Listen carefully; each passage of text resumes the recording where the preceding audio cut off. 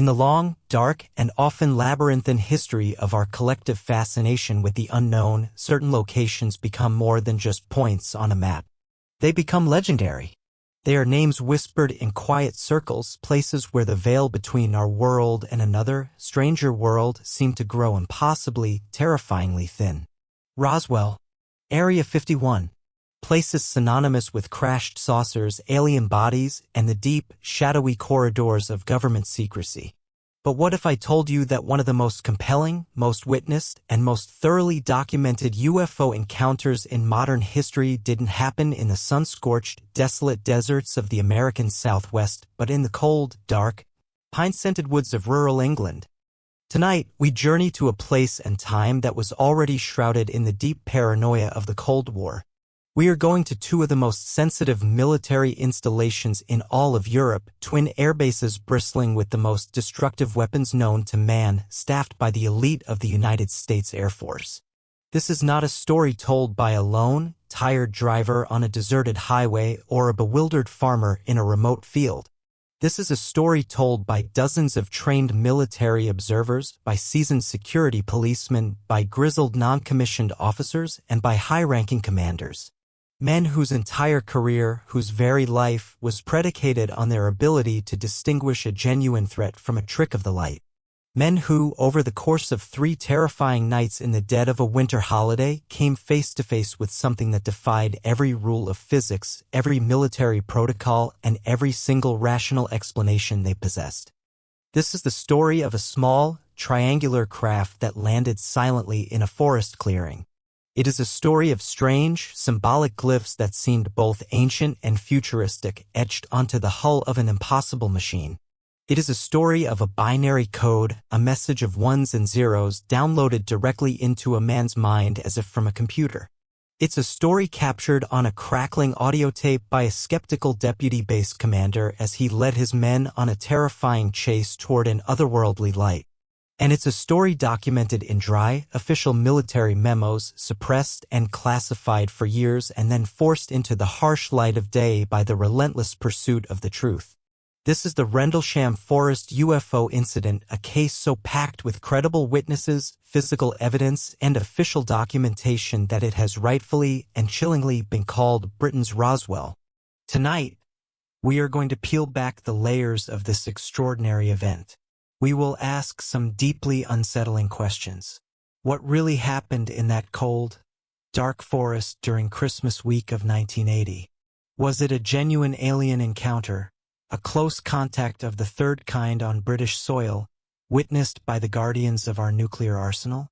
Was it a top-secret, next-generation military experiment gone terribly wrong, its nature so advanced that even the deputy commander of the base was kept in the dark? Or was it a complex, cascading series of misidentifications and illusions, amplified by the immense psychological pressure of the Cold War and the power of human suggestion? And perhaps the most chilling question of all, if our best-trained defenders, the men guarding our most powerful and terrifying weapons, can't identify or explain what they saw in the sky above their own base, what hope do the rest of us possibly have? So find a quiet place. Dim the lights. Let the world outside fade away. The year is 1980. The Cold War is at its iciest, a silent, global standoff holding the entire world hostage. And in the dark, silent heart of England's Rendlesham Forest, something has decided to pay a visit. To truly understand the sheer, earth-shattering gravity of the Rendlesham incident, you first have to understand the setting. You have to feel the tension that permeated the very air of that place and time. This wasn't just any patch of woods.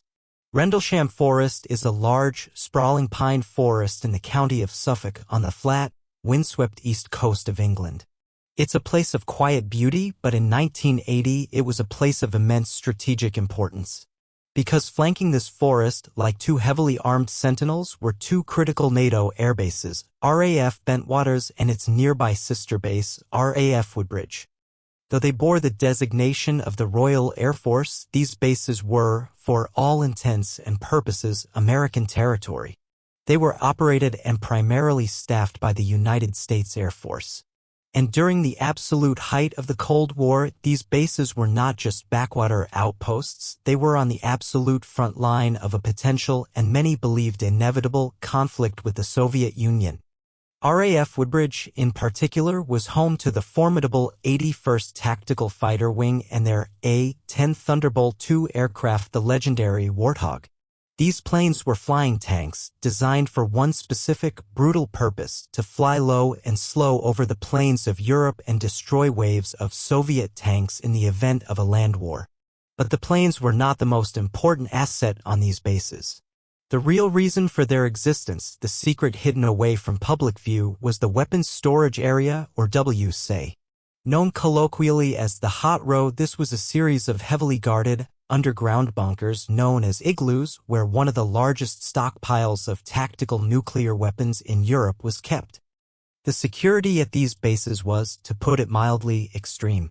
The perimeter was patrolled 24/7 by armed security police. The WSA itself was a fortress within a fortress with multiple layers of security, sensors, and elite guards. The men stationed at Bentwaters and Woodbridge, many of them young Americans thousands of miles from home, lived under a constant, crushing weight of pressure.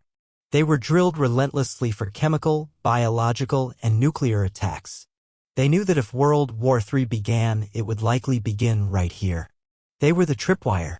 The atmosphere was one of disciplined paranoia, a constant state of high alert where the bear in the woods, a code for a Soviet intrusion, was a real and ever-present fear. This was not a place where mistakes were tolerated, where discipline was lax, or where flights of fancy were entertained. Every unidentified blip on a radar screen, every unauthorized light, was treated as a potential existential threat. It is into this tense, high-stakes, nuclear-charged environment that our story begins. The date is December 26, 1980. It's the day after Christmas, known as Boxing Day in the UK. The bases are on a reduced holiday staffing schedule. The mood is as relaxed as it can possibly be on a forward-deployed nuclear airbase. In the cold, pre-dawn hours, around 3 a.m., the men on duty at the east gate of RAF Woodbridge notice something strange. A series of bright, inexplicable lights are visible in the sky, appearing to descend into Rendlesham Forest, just beyond the base perimeter. The lights are red and blue, bright and pulsing. They are not the familiar lights of a commercial airliner or one of their own military craft. The initial assessment, the most logical and trained response, is that a small aircraft is in trouble. It looks for all the world like a plane has crashed or is making a forced emergency landing in the dark woods. A potential crash inside the security zone of a nuclear base is a major incident. The security police shift commander is notified. A security patrol is immediately dispatched from the east gate to investigate what they believe to be a downed aircraft. The patrol consists of 3 men, Sergeant Jim Peniston, Airman First Class John Burroughs, and Airman First Class Ed Kabansag. Peniston, the ranking NCO on the patrol, is the picture of a professional airman. He is a seasoned, no-nonsense, 27-year veteran of the Air Force. He is a security specialist, a man trained to observe, report, and react. He and the younger John Burroughs head into the dark, cold forest on foot, following the strange lights, while Ed Kabansag remains with their patrol vehicle to act as a radio relay. As they push deeper into the dense, dark pine forest, the strangeness begins to escalate. The very atmosphere of the woods seems to change. The air becomes still, unnaturally quiet. The normal ambient sounds of the forest at night, the rustling of small animals, the whisper of the wind in the trees cease completely. It's a dead, heavy silence. The air itself, as Peniston would later describe it in countless interviews, felt electrically charged, thick and heavy, making the hairs on his arms stand out. The military-grade radios they carry begin to malfunction, filling with loud static and cutting out. Their link to the base, to Kabansag, to safety is severed. They are alone, disconnected, and walking towards a pulsing, alien light. They follow the light, which is now growing brighter and pulsing with a strange, almost hypnotic rhythm. As they get closer, pushing through the last line of trees into a small clearing, they realize with a jolt of disbelief that this is no crashed airplane. There is no wreckage, no broken fuselage, no fire, no smoke, no smell of jet fuel. Instead, illuminated by its own internal glow is a distinct, metallic object resting silently on the forest floor. What Jim Penniston and John Burroughs saw in that clearing has become the nucleus of the Rendlesham legend, an image seared into the history of ufology. According to Penniston's detailed, consistent testimony over 4 decades, what he and Burroughs cautiously approached was a small, triangular, or pyramidal craft. It was approximately 9 feet long at its base and about 6 feet high. It was constructed of a smooth, black, glassy, or crystalline material like polished obsidian, but it wasn't reflecting the surrounding trees. It seemed to absorb the light. There were no visible seams, no rivets, no markings of any air force or nation they recognized. It appeared to be resting on 3 metallic legs, or landing gear, that were extended into the soft, pine needle-covered ground. A powerful, pulsing reddish light emanated from the top of the craft, while a brilliant, steady bluish-white light seemed to glow from underneath, illuminating the ground beneath it. And it was completely, utterly silent. The silence was, in its own way, as terrifying as any roar. Penniston and Burroughs, armed with only their standard-issue .38 revolvers, took up defensive positions and cautiously circled the object for several minutes. They were security policemen, trained to deal with intruders, saboteurs, terrorists. But they had no protocol for this. There is no chapter in any military manual for how to handle a small, silent, alien-looking craft sitting in the woods next to your nuclear airbase. Their training was useless. Their world had been turned upside down. Overcoming his initial shock and fear with a deep-seated sense of professional duty, Penniston decided he had to get closer. He had to gather intelligence. He instructed Burroughs to cover him and began to conduct a full 360-degree inspection of the object. He took a series of photographs with his military-issue camera, though these photos, when later developed, would mysteriously turn out to be fogged and useless, showing only strange streaks of light. He took detailed notes in his official police notebook, sketching the object, its dimensions, and, most importantly, the strange symbols he saw on its surface. And then he did something incredibly brave, or perhaps incredibly reckless, something that would change his life forever. He reached out and touched it. The surface of the craft, he said, was warm to the touch despite the freezing winter night. And it was as smooth as glass.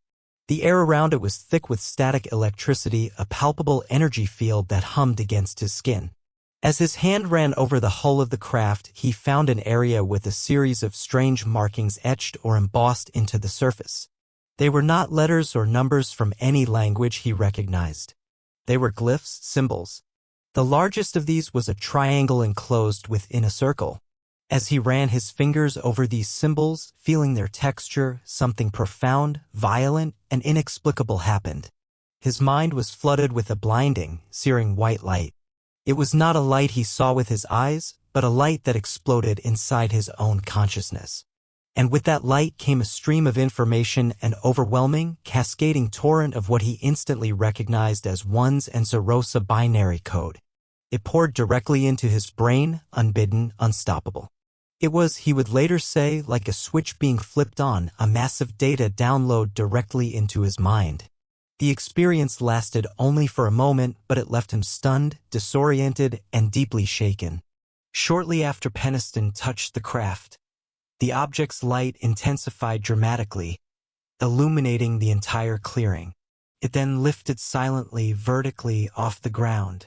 It rose a few feet, hovered for a moment, and then began to maneuver expertly through the dense canopy of trees, turning and banking with impossible precision. Then, in an instant, it shot off into the night sky at a speed that defied belief, all without making a single sound. The entire close-quarters encounter had lasted for about 45 minutes. Penniston and Burroughs, their minds reeling, stumbled back to their rendezvous point to meet up with Cabansag. Their story was met with disbelief, but their pale, shaken appearances told a different story. When they returned to the clearing at first light with other security personnel, they found tangible, physical evidence of the night's impossible events. There, on the forest floor, were 3 distinct triangular indentations in the ground where the craft's landing gear had rested. The indentations were about 7 inches across and 1.5 inches deep. A plaster cast was made of one of these indentations. But there was more. The deputy base commander, Lieutenant Colonel Charles Halt, a man we will get to know very well, was briefed on the incident.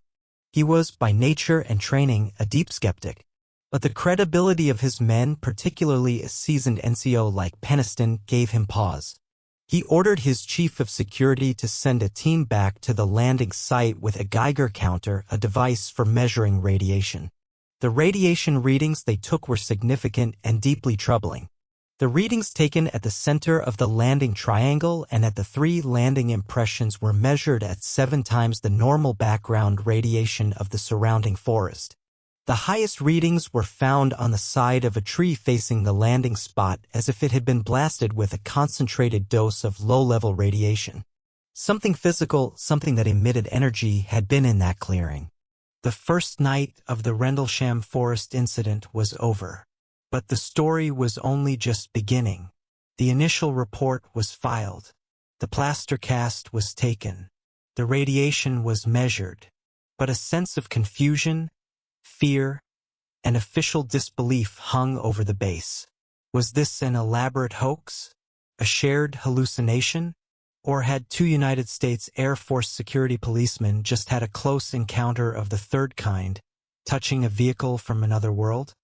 The next day, Saturday, December 27th, was relatively quiet on the surface, but a current of unease ran deep through the base. The men involved in the first night's encounter were debriefed by agents from the Air Force Office of Special Investigations, or UFO. Their stories were met with a mixture of quiet belief from their peers and an official wall of skepticism from some of their superiors. John Burroughs, who had been closer to the object for a longer period of time, was feeling unwell. He reported feeling strange, disoriented, and would later suffer from a series of serious health problems, including what was eventually diagnosed as heart failure, which he has always attributed to radiation and EMF exposure from the encounter. Jim Peniston, meanwhile, was struggling to process the flood of binary code that he believed had been downloaded into his mind. It was still there, a seemingly endless string of 1s and 0s replaying in his head. He didn't understand what it was, and in the paranoid, secretive atmosphere of the Cold War, he was afraid to tell anyone about this psychic component of his experience for fear of being declared mentally unstable and losing his career. He went home and, over the next few days, methodically transcribed the endless stream of 1s and 0s from his memory into his police notebook, filling page after page with the cryptic code. The official story being floated by some on the base, a story that would become the primary skeptical explanation for the entire affair, was that the men had simply seen and been confused by the powerful, sweeping beam from the Orfordness Lighthouse, located several miles away on the coast. But for the men who had been there, who had seen a solid, metallic craft on landing gear, who had touched its surface and seen it maneuver through the trees, this explanation was not just wrong, it was insulting. A lighthouse beam doesn't leave 3-ton impressions in the ground. It doesn't emit concentrated radiation. And it doesn't download binary code into your brain. The strange electric tension that had filled the forest on the first night now seemed to be hanging over the entire base. The mystery was far from over. The main event, the one that would provide undeniable, official proof that something extraordinary was happening, was yet to come. This brings us to the third night, the night of December 28, 1980. This is the night that elevates the Rendlesham case from a compelling but potentially deniable witness account into a thoroughly documented, official military encounter involving the highest levels of base command. This is the night of Lieutenant Colonel Charles I. Halt. Halt, as the deputy base commander of a nuclear-armed facility, was a man who embodied the term by the book. He was a decorated career officer, a graduate of the Vietnam War, and absolutely not a man given to flights of fancy or believing in little green men. He was frustrated by the lack of clear answers about the events of the 26th and increasingly annoyed by the persistent, wild rumors that were sweeping through the ranks on his base. That evening, while attending a holiday party, he was informed by one of his officers that the UFO was back. The men in the base's air traffic control tower were reporting strange, inexplicable lights once again hovering over Rendlesham Forest in the same general area as the first sighting. Determined to put a definitive end to the gossip and rumor, and to personally debunk the story once and for all, Halt decided to lead a small team into the forest himself. He was going to find the source of these lights and prove they were the lighthouse or some other mundane phenomenon. He grabbed a portable microcassette recorder to make a verbal log, to document everything he saw and did, a professional and seemingly innocuous decision that would prove to be one of the most significant in the history of ufology. This recording, now famously and chillingly known as the Halt tape, is a raw, unedited, real-time audio document of a high-ranking, skeptical military officer and his team confronting the absolute unknown. The tape begins with Halt and his team, including a radiation detection specialist, arriving at the clearing from the first night's encounter. On the tape, you can hear him directing his men, his voice calm, measured, and professional, but with an underlying tone of tension and impatience. He confirms the presence of the 3 landing marks and directs his team to take radiation readings. You can hear the insistent, frantic crackle of the Geiger counter on the tape as they confirm the elevated radiation levels. The readings are going up. Well, here they are. This is the spot, he says, his voice registering a note of surprise. This is right in the middle of the triangle, and it's clicking away. Suddenly, as they are investigating the site, one of his men spots a light in the distance through the trees in the same direction the object had departed 2 nights earlier. Halt describes it on the tape, his calm demeanor beginning to falter. We see a strange, glowing object in the trees. It's red. It appears to be moving. It's coming this way. His voice, still attempting to be professional, now carries a clear note of genuine bewilderment. The team begins to move toward the object, deeper into the forest. Halt's running commentary on the tape is absolutely riveting. He describes the object as looking like an eye winking at you.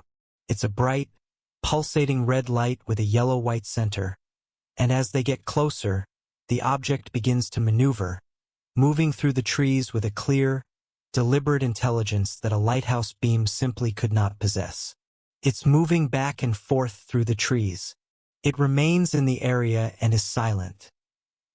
He narrates, a hint of awe in his voice.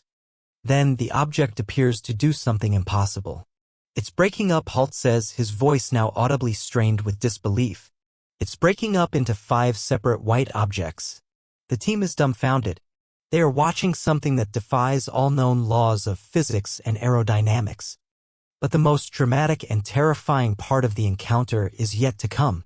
As they stand in a farmer's field at the edge of the forest watching the lights in the distance, a new phenomenon begins right in front of them and above them. Halt describes it with growing alarm. We're seeing strange lights in the sky. They're like a beam coming down to the ground. This is weird. He and his team witness multiple, distinct objects in the sky performing impossible, high-speed, sharp, angular turns. These are not planes, they are not helicopters, they are not satellites. They are silent and moving at incredible velocities. One object still hovering over Woodbridge Base at about 5 to 10 degrees, still moving. And then one of these objects approaches their position and sends a narrow, focused, laser-like beam of light down to the ground, striking the earth just feet from where Colonel Halt and his men are standing. They are momentarily illuminated by this otherworldly spotlight. Halt's military composure finally cracks, replaced by pure astonishment. There's no doubt about it, he says, his voice filled with a mixture of awe and fear. This is a strange, the absolute climax of the night, and perhaps of the entire Rendlesham incident, comes when one of the UFOs positions itself directly over RAF Woodbridge, and more specifically, directly over the highly sensitive weapons storage area. The WSA, remember, is where the nuclear weapons are kept. The object fires another one of its focused, laser-like beams of light directly down into the WSA. This happens not once, but several times. The strategic implications of this were beyond terrifying. Was this an unknown power scanning their nuclear arsenal? Was it attempting to gather intelligence? Was it, most frighteningly, attempting to arm or disarm the weapons? The men on the ground, including the base's second-in-command, could only watch, powerless and aghast. After several hours of this surreal, terrifying, cat-and-mouse game with the unknown, the objects finally move off, ascending to a high altitude at incredible speed, and then vanishing in the blink of an eye. Halt and his exhausted, mentally shattered team emerge from the forest as the sun begins to rise. The deputy base commander, the hard-nosed skeptic who had gone into the woods to debunk a wild story, had now become its most credible, high-ranking, and undeniable witness. The aftermath of Halt's encounter was a predictable mix of official procedure and hushed-up, high-level secrecy. He filed a detailed report. He and his team provided sworn witness statements to the UFO. But on the base, a thick, impenetrable lid of official secrecy began to descend. The men involved were told, in no uncertain terms, not to talk about what they had seen. The incident was classified. For years, the incredible story of the Rendlesham Forest UFO was just a rumor, a piece of local folklore, a ghost story told by airmen in hushed tones. But the evidence was too strong, too official to remain buried forever. In 1983, under the U.S. Freedom of Information Act, Lieutenant Colonel Halt's official memo about the incident, titled Unexplained Lights, was released. The Halt memo, as it's now famously known, is a bureaucratic bombshell. In dry, understated, official language, it details the events of the 26th and 28th of December. It mentions the landing site, the indentations in the ground, the radiation readings, the object dripping what appeared to be molten metal, a detail Halt added to his memo from other witness reports, and most critically, the beams of light being fired down into the base and the weapons storage area. It was official confirmation from the deputy base commander himself that a profound and unexplained event had occurred. Years later, the Halt tape itself was also declassified and released, allowing the public to hear the raw emotion, the confusion, and the terror in the men's voices as they confronted the phenomenon in real time. It remains one of the single most compelling and chilling pieces of audio evidence in the history of ufology. And what about Jim Penniston and the binary code he received when he touched the craft? For years, for decades, he kept it a closely guarded secret, fearing ridicule and official sanction from the military he had served his whole life. Finally, in 2010, 30 years after the event, he brought his notebook with its pages and pages of ones and zeros to a binary code expert for translation. When the endless stream of digits was finally decoded, the message it contained was nothing short of mind-blowing. The message began with a clear declaration of intent. Exploration of humanity. Continuous for planetary advance.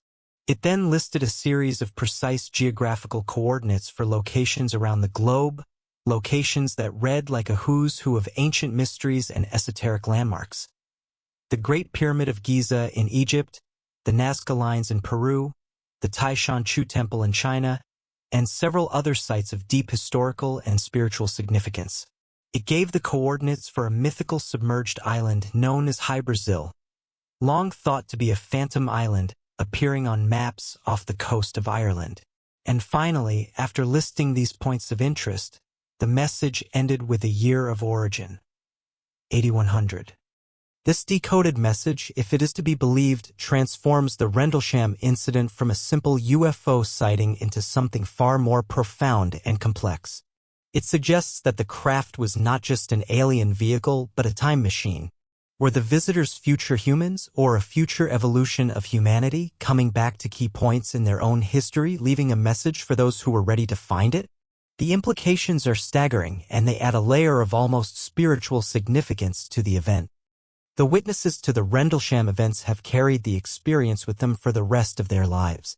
Many, like John Burroughs, have suffered from long-term, debilitating health issues they are convinced are linked to radiation exposure. They have faced decades of ridicule, denial, and official stonewalling from the very government they swore to serve. Their accounts, remembered across the chasm of 40 years, sometimes differ on minor details, leading to heated debates and factions within the UFO community. Peniston and Burroughs saw a physical craft on the ground. Halt only saw lights in the sky. But their core testimonies, the central, impossible facts of what they experienced, have remained unshakably consistent for over 4 decades. They saw something in that forest that was not of this world. This brings us to the great, unresolved debate. What truly happened in the dark, cold pines of Rendlesham Forest? The case is a raging battleground between compelling, multifaceted paranormal evidence and determined, dug-in skeptical explanations. Let's start with the primary skeptical argument, the one favored by the U.S. government and many debunkers, the Orfordness Lighthouse. This is the explanation that attempts to sweep the entire, complex incident under a single, simple rug. The lighthouse is located about 5 miles from the forest, and its powerful beam sweeps across the area every 5 seconds. Skeptics argue that the men, already on edge due to the intense pressures of the Cold War, simply misinterpreted the pulsating light of the lighthouse shining through the trees. The maneuvering could have been an optical illusion caused by moving clouds, mist, or the men themselves moving through the forest. This explanation, however, fails to account for a vast and critical amount of the evidence. It doesn't explain the 3-ton landing marks. It doesn't explain the concentrated, elevated radiation readings. It doesn't explain how a team of experienced observers led by their deputy commander could chase a stationary lighthouse beam for hours, or why it would appear to fire focused, laser-like beams of light down into the WC. Colonel Halt himself has vociferously and repeatedly dismissed the lighthouse theory as ludicrous and an insult to the intelligence of his men. Another skeptical theory that gained some traction was meteors. The period in late December is known for the quadrantid meteor shower. A particularly bright meteor, known as a bolide, breaking up in the atmosphere could have looked like a crashing object, explaining the initial sighting on the first night. But again, this is a grasping at straws explanation. It doesn't explain the close-up, physical encounter with a craft on the ground, the events of the third night involving intelligent, maneuvering lights for several hours, or the physical trace evidence of the radiation. So, could it have been a top-secret military test? Was the US or UK government testing a new type of stealth drone or a holographic projection system? This is a more tantalizing possibility, and it would certainly explain the intense military cover-up that followed. But this theory raises its own host of difficult questions. Why on earth would you test such a craft right next to one of your most sensitive nuclear-armed bases, risking a major international incident if it were mistaken for a Soviet attack? Why would the deputy base commander, Charles Halt, the second most powerful man on the base, be completely left out of the loop and sent on a wild goose chase through the forest? And what about the strange, esoteric binary code message? It seems far too philosophical and strange for a standard military hardware test. If we find the skeptical explanations to be profoundly wanting, we are forced to be left with the extraordinary possibilities. The most straightforward of these is the extraterrestrial hypothesis, or ETH. This was a genuine alien encounter. A craft from another world, for reasons unknown, landed in Rendlesham Forest. Perhaps it was a scouting mission, drawn to the high concentration of nuclear weapons, a common theme in UFO lore. Perhaps the craft experienced a temporary malfunction and needed to make an emergency landing. The strange glyphs and the binary code were a deliberate attempt at communication with the first humans to make contact. Then there is the time traveler hypothesis, strongly suggested by the contents of Peniston's binary code. The visitors were not aliens from another star, but future humans or perhaps a post-human intelligence. They were coming back in time, perhaps as explorers, historians, or even guardians, to observe a critical period in human history, the height of the Cold War, a time when humanity was teetering on the very brink of self-annihilation. The message, with its coordinates of ancient sites, was a breadcrumb, a clue left for their own ancestors, a message about the importance of planetary consciousness. Finally, there is the interdimensional hypothesis, the idea favored by researchers like Jacques Vallée who study the high strangeness of the UFO phenomenon. This theory suggests that places like Rendlesham Forest may be window areas, thin spots in the fabric of reality where other dimensions or parallel realities can bleed through into our own. What the witnesses encountered was not a solid, nuts-and-bolts craft from another planet or another time, but a temporary, quasi-physical manifestation from another reality. This would explain the bizarre, dreamlike quality of the encounters, the apparent manipulation of time and space, the psychic component like Peniston's information download, and the often absurd and nonsensical nature of the events. The Rendlesham Forest UFO incident is a case that simply refuses to be neatly filed away or debunked. It is arguably the most significant, most credible, and most baffling military UFO encounter ever to be made public. We have dozens of witnesses, many of them trained military observers. We have a high-ranking commander leading an investigation in real time. We have physical trace evidence in the form of landing impressions and scientifically measured radiation readings. We have an official military document confirming the core facts of the event. We have a real-time audio recording of the encounter, capturing the raw and terror of the witnesses.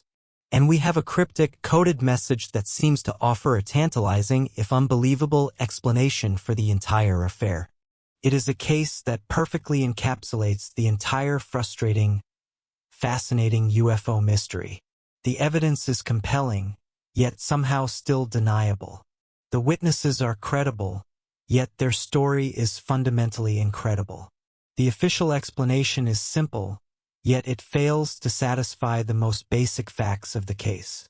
And so, 40 years later, we are left standing at the edge of that dark, English forest, peering in. What was the truth? Was it a simple lighthouse, its familiar beam distorted by the trees and amplified by the Cold War fear into a phantom menace? Or was it a visitor, from another star, from another time, or from another dimension entirely, that chose a cold December night to land on our world and leave a cryptic message for humanity? Now, I want to hear from you. This case is a deep one, a true rabbit hole with so many layers of evidence, testimony, and speculation. What is your theory? Do you believe the official explanation of the lighthouse and meteors can account for all the facts? Or do you think the sheer weight of the evidence points to something truly extraordinary? What do you make of the halt tape and the binary code message from Jim Peniston? Was this a genuine alien encounter, a visit from our future descendants, a military cover-up of a secret technology, or something else entirely that we can't even comprehend? Let me know your thoughts, your analysis, and your theories in the comments section below. The Rendlesham case is one that thrives on debate and meticulous discussion. If you found this deep dive into the labyrinth of Britain's Roswell to be as compelling as I do, please show your support by liking this video and subscribing to the channel. We have so many more uncharted mysteries to investigate together, so many more shadows to chase. Thank you for joining me on this journey into one of the most profound and unsettling UFO sightings of all time. Stay curious and always keep watching the skies.